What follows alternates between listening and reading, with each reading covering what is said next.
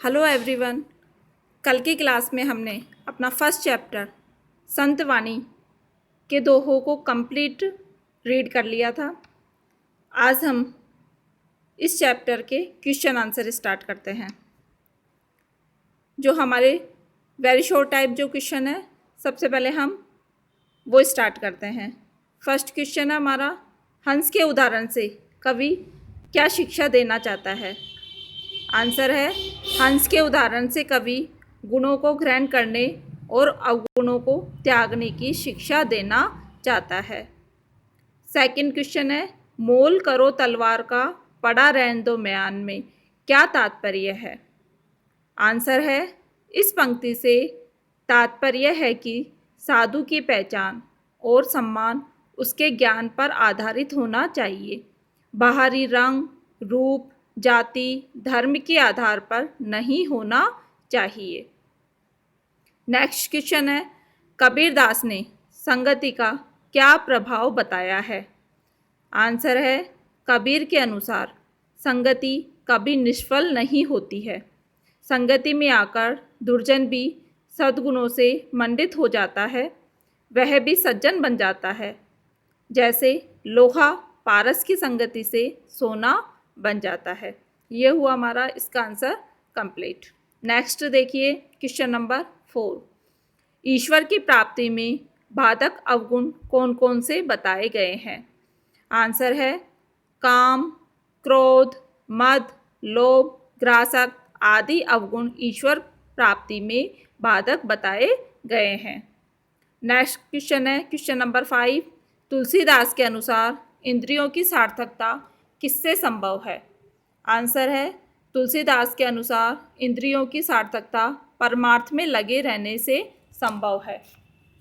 Next question है question number 6। कवि के अनुसार मनुष्य के जीवन में संगति का क्या प्रभाव पड़ता है। आंसर है, कवि के अनुसार मनुष्य के जीवन में संगति का अत्यधिक प्रभाव पड़ता है। सुसंगति में रहकर मनुष्य भला और सद्गुणों से मंडित हो जाता है, वही कुसंगति में पड़कर वह बुरा और निंदनीय बन जाता है। ये हो गए हमारे very short type question answer complete.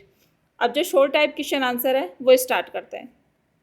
Question number 1, जगत को वश में करने का क्या उपाय बताया है। आंसर लिखेंगे हम, कवि ने जगत को वश में करने का उपाय मधुर वाणी है बताया है। मनुष्य मधुर वाणी में वार्तालाप करके दूसरों के हृदय को जीत सकता है और उन्हें अपने वश में कर सकता है, क्योंकि मधुर वाणी सुनने वाले को प्रभावित करती है।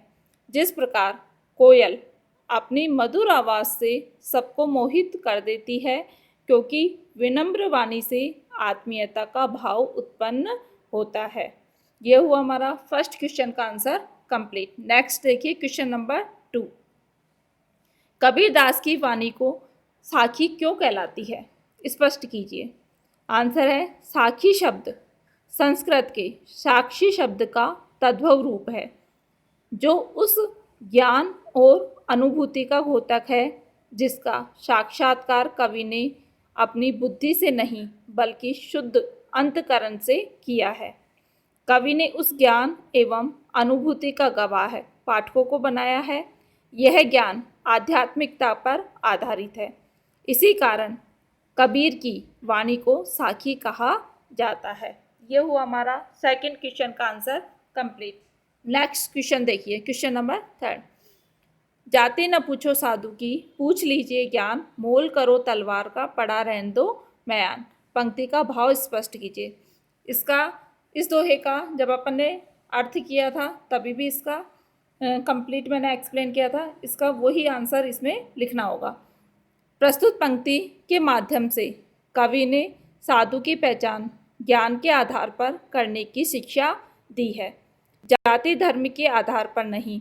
यदि साधु ज्ञानी एवं सदाचारी है तो वह किसी भी जाति का हो, निसंदेह वह सम्मान का पात्र है, परंतु यदि वह अज्ञानी और दुराचारी है तो सम्मान का पात्र नहीं है। जैसे मयान तो केवल बाहरी आवरण है, असली महत्व तो तलवार की गुणवत्ता का होता है, उसी का मूल्य पूछा जाता है। इसी प्रकार साधु की पहचान भी उसके ज्ञान से होती है। ये हुआ हमारा क्वेश्चन नंबर 3 का आंसर कंप्लीट। नेक्स्ट देखिए क्वेश्चन नंबर 4। नदी नाव संयोग द्वारा तुलसी ने संसार में जीने का क्या तरीका बताया है?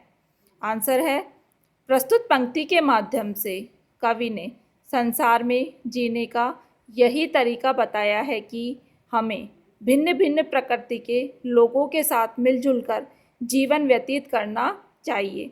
आपसी बैर भाव रखकर पवित्र मानव जीवन को बर्बाद नहीं करना चाहिए। जिस प्रकार एक ही नाव में भांति भांति के लोग मिलजुल कर नदी पार करते हैं, उसी प्रकार मेलझोल से जीवन रूपी नाव भी पार लगानी चाहिए। यही संसार में जीने का सर्वश्रेष्ठ उपाय है। ये हुए हमारे जो शॉर्ट टाइप क्वेश्चन है 1 to 4 कंप्लीट। जो आगे नेक्स्ट क्वेश्चन नंबर 5 है वो हम कल की क्लास में स्टार्ट करेंगे।